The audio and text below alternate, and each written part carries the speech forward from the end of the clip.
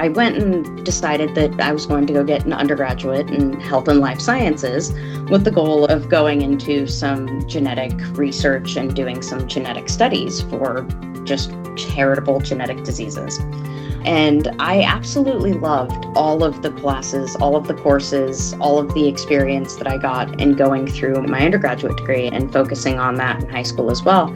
And then I really realized that as soon as I was put into an undergraduate research position, towards the end of my undergraduate career, I had the amazing experience of working for a group called the Collagen Diagnostic Lab, which is a University of Washington Medical Center organization that does loads and loads of genetic research on heritable diseases.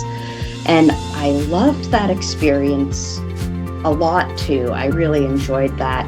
But when it came time to somewhere a little bit after the end of one of the quarters, it was revealed to me that the funding had run out, that there was no more funding for the research that I was going to be participating in, that I was doing, and that I basically was told good luck on trying to find funding for other research initiatives. Everybody's already got them covered, and it's a very closed off ecosystem when you're trying to fight for funding in that regard, and especially within the academic health research world.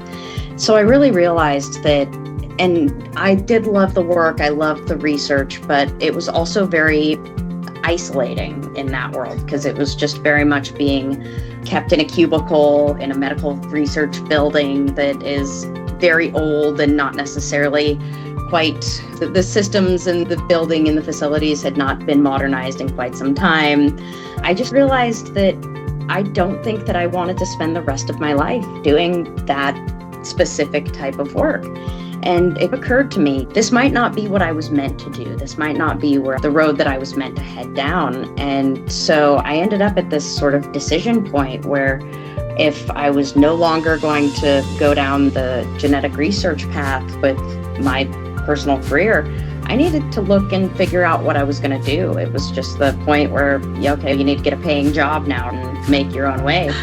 And the university bookstore, which I worked at as well, was a great experience, but I think that's probably also not where I could spend the rest of my life. And so I really took a bit of time for some self-reflection, probably a month or two, and really took some hard looks at what I knew I wanted to know more about and how I wanted to put my knowledge about that sort of area to use. And it came down to the fact that I was still able to speak in acronyms. I was still heavily involved with my parents' company and being a core provider in that role of being able to provide PM services, provide business development, provide some management support.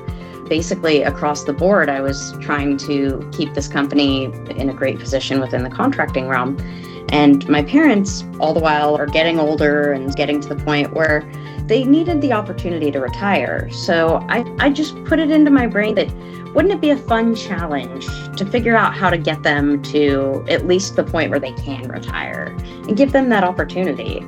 And that's really what kind of started the whole trip down this other path that I took after the pivot, was the opportunity to give my parents the chance to retire and then see if I could leverage that experience, however I got it, whatever it was, into something that I could potentially do within a career path or on a career field.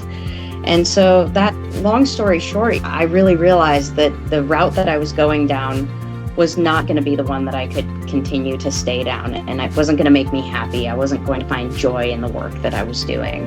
And I really found an opportunity to bring that spark back and get that joy back when I did take the opportunity to figure out how to get my parents to retire, which ultimately was selling their company for them.